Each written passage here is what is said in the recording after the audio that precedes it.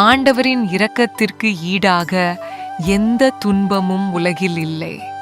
அவருடைய இரக்கத்தை எதனோடும் ஒப்பிடவும் முடியாது.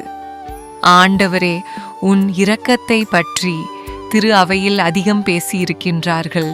இனி நான் புதிதாக பேசுவதற்கு என்ன இருக்கிறது? இல்லை, மனுக்குலம் இன்னும் என் இரக்கத்தை அறிய வேண்டிய விதத்தில் அறியவில்லை. ஆகவே நீ என் இரக்கத்தை பற்றி எழுது. கடவுளுடைய நன்மைத்தனத்தை அனைவரும் அறிய வேண்டும். நம்முடைய தகுதியின்மையை ஒரு சாக்காக பயன்படுத்தி கொண்டு கடவுளுடைய இரக்கத்தின் அழைப்பை புறக்கணிக்க கூடாது.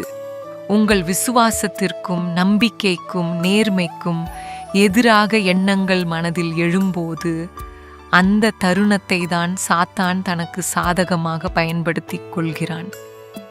தார்மேகம் சூரியனை மறைக்கும் இருள் சூழ்ந்த நிலையில் நான் கழுகை போல துணிவுடன் பறந்து, இல்லை சூரியன் மறையவில்லை என்று துணிவுடன் சொல்வேன். சாத்தான் கடவுளுடைய இரக்கத்தை மனிதன் அறியக்கூடாது என்று மிகவும் கவனமாக செயல்படுகின்றான். நான் ஆண்டவருடைய இரக்கத்தை பற்றி எழுதுவதையே அவன் எவ்வளவு வெறுக்கிறான் என்று கவனியுங்கள். நான் நடந்து வந்து கொண்டிருக்கும் பொழுது அங்கிருந்த ஒரு பூத்தொட்டியை தூக்கி என் மீது வீசினான்.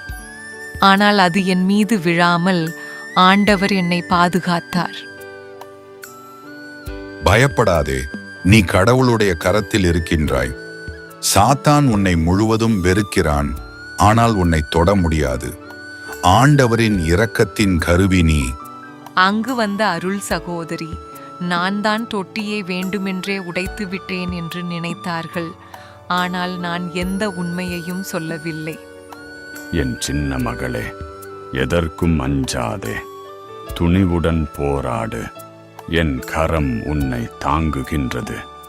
என் இரக்கத்தை நம்பும் ஆன்மா பேறு பெற்றது.